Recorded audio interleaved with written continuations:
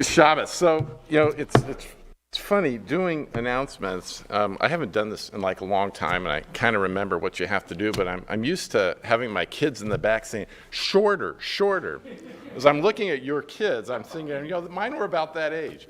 It was in 2000, I believe, that Rabbi, you came. I think, Bob, you were there as well. You came to my house, and you said you wanted to speak with me. And there had been a contentious board meeting where I think I had an unpopular position or something like this. And I thought you were coming to ask me not to go to board meetings anymore. It was a little different of a conversation. I thought that it's really interesting. And I'm supposed to do the announcements first, so hold on a second. So back to Rabbi Spitz. So Rabbi and I were always I think in general, on the same page about things. And it's funny because I'm wearing an Elvis mask today, and he came up to me and told me that the pocket square he has actually comes from the guy who used to dress Elvis. So just another one of those connections. But beyond that, it's really funny. You talked in your Devar about partnerships.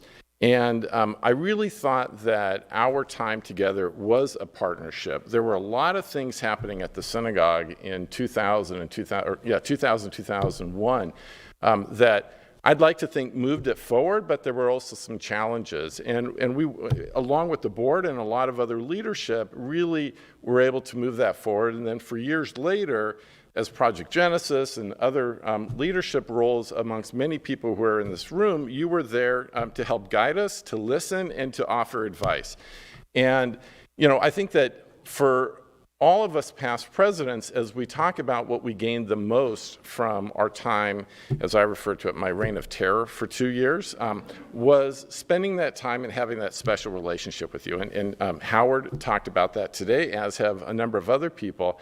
And it led to regular lunches, and it led to lots of phone calls, lots of emails, and a lot of really great meetings in your office.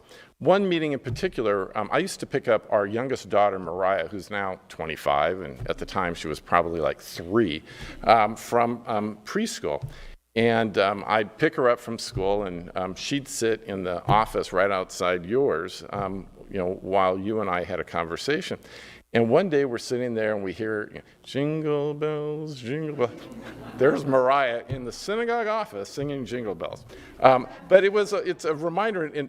In our family, we think about this and we remember it. And it's about the same thing. It's those joyous times that we had working together when I was the president, and we'd have these meetings. And I think that it's that friendship and that partnership that we had that really allowed us to move forward. Now, I remember reading a book, or maybe it was an essay, just as I was taking over as president. It said that the president of the synagogue got to speak for twice as long as the rabbi.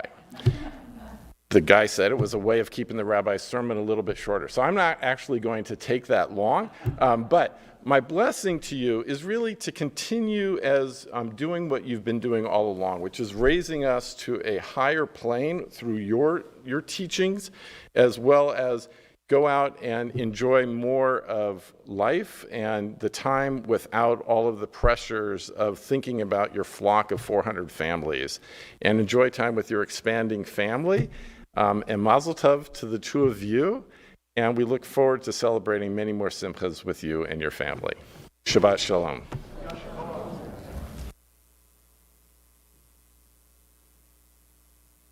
So it's my way to use the president's blessing for me as an opportunity for me both to acknowledge what the presidents, as they take turns, have meant to me, and a little bit of the history of the congregation that goes with that. Ed was president from 2000 to 2002, which included my bar mitzvah year.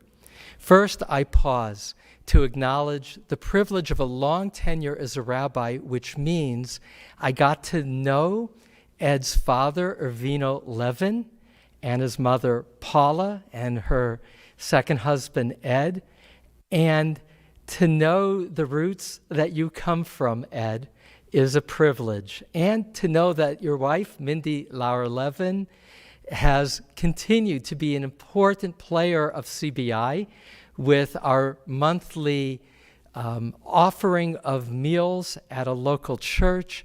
It's Mindy who partners as co-leader, enabling our synagogue to step up as members of our larger community as caregivers. In that regard, the entire family has and continues to make an important difference. That was my bar mitzvah year.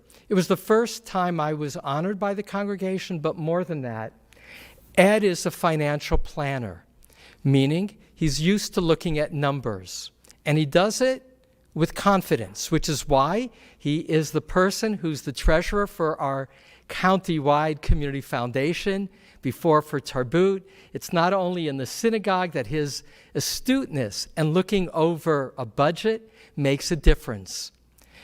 As a rabbi, one of the tensions is you are the caregiver and you are an employee.